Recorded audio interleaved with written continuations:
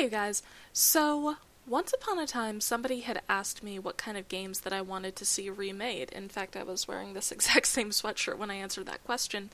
What game from your childhood do you want to see remastered? Soul Reaver 1. Remake it. Please remake it. Please do something with it, Square Enix. You've been holding on to it. You basically had it. And I kind of answered it, but I didn't go into as much detail as I would have wanted, so I'm gonna do that today for you. It strikes me that we're seeing a lot more remakes and remasters these days, and one of the more successful ones lately was Final Fantasy VII's remake, which was astounding, as I keep saying. And maybe someday I'll do a dedicated video about that, but that's not going to be today. Instead, today I'm going to talk about things that are not receiving remakes, haven't been said to be receiving remakes, and probably won't, because they're not the most popular games on the shelf.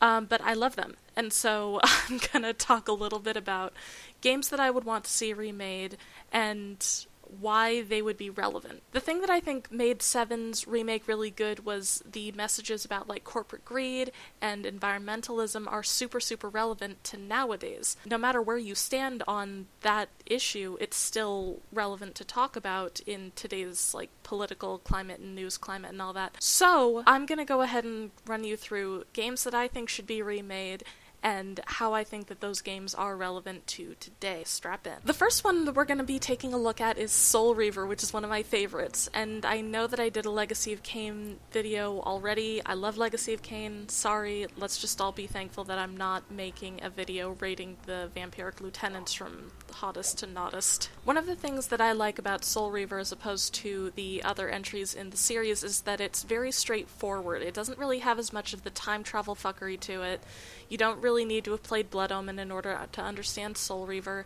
And, I mean, look at Raziel, he's so cute! His little wraithy nonsense, he's so cute, I love him to death. It's also one of the major departures in gameplay. Blood Omen was top-down and kind of isometric hack-and-slashy.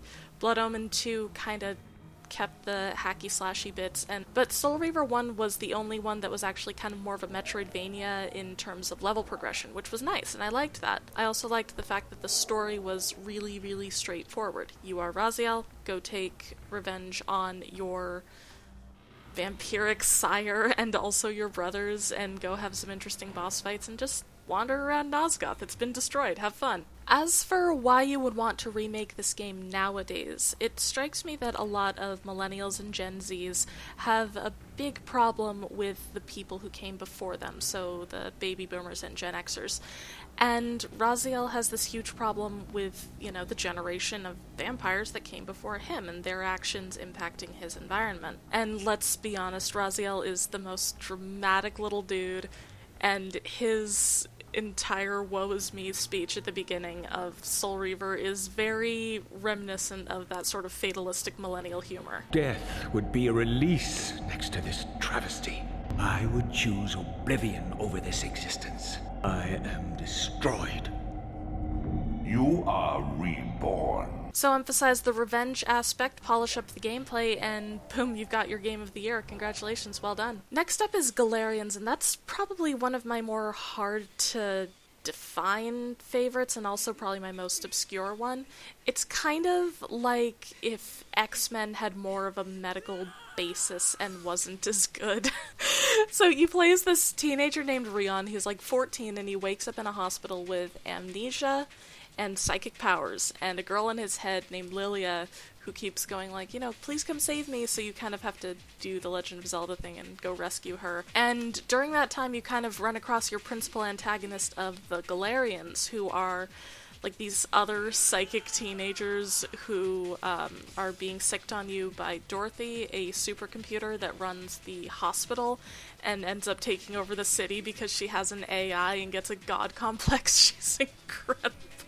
The game got kind of mixed reviews. It got enough attention to warrant a sequel, which was unique, and hasn't really gotten any eyes on it since. As for its relevance to current events, I would say that the biggest thing that ties it to nowadays is the whole plot with Dorothy, the malevolent AI who just so happens to be controlling the city, We depend a lot on our electronics because we live in a society. And part of that dependence can make for some pretty effective horror. Tying in malevolent AI Dorothy to teenager who has probably made a fair few TikToks in his day, Rion, that actually could be a really effective horror game, and I think that it's kind of a crime that we're not taking advantage of that, given how far Galarians sits back on the kind of evolution of survival horror gameplay.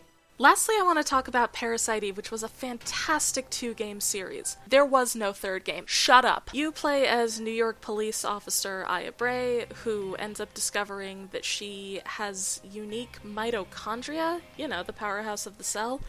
Yeah, it turns out that she has unique mitochondria, and she spends basically the entire week up to before New Year's chasing down something called Mitochondria Eve, which is basically the spirit of mitochondria as a whole that took over a woman and took over another woman in Japan, but for some reason it didn't take as well. Like, there was a whole book before the game, and the game ended up being more popular than the book, and the book is ridiculous, but so is the game. It's an amazing game. It had a unique sort of gameplay in terms of the random battles, and even though it was kind of just meant to be a tech demo for Final Fantasy VIII, it was still amazing on its own, and I think we should get another one. The second game kind of changed things up and made it more Resident Evil-y, which I'm not about to, say that it was bad. It was just not what I come to Parasite Eve for, but it was still good, and there was no third game. Shut up. As for the game being relevant, I'm not 100% sure that it is. The main story is kind of Aya discovering these new powers and whether or not she's going to use them for good or evil, which is kind of a universal story, but the background noise is just how New York City deals with a pandemic. Well, maybe if they start making it now, they'll be in time for the next pandemic. Some people who I've talked to have said that remakes are a waste of time. They find them unoriginal and uninspired and would rather that new IP be made. First of all, we haven't had new IP since the Bible.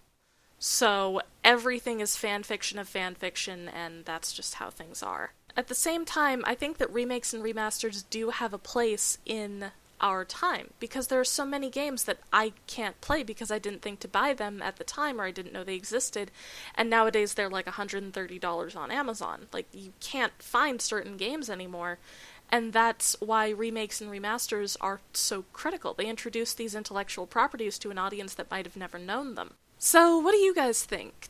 Are we on the same page in terms of remakes and remasters? Have you ever heard of Galarians? Can we talk about it, please? Please? Do let me know what you think about it. I'm really interested to kind of hear your guys' opinions, and also consider subscribing to the channel and hit the little thingy over there, down there. It's somewhere. Please go ahead and do that, and also like the video and leave me a comment about what games you want to see remade and remastered. I make new videos every Sunday and Thursday, or I try my best to, and if that's all I've got for you guys today. So take care of yourselves, and if no one has said that they love you yet today, know that I do. I'll see you in the next video. Take care. Bye-bye.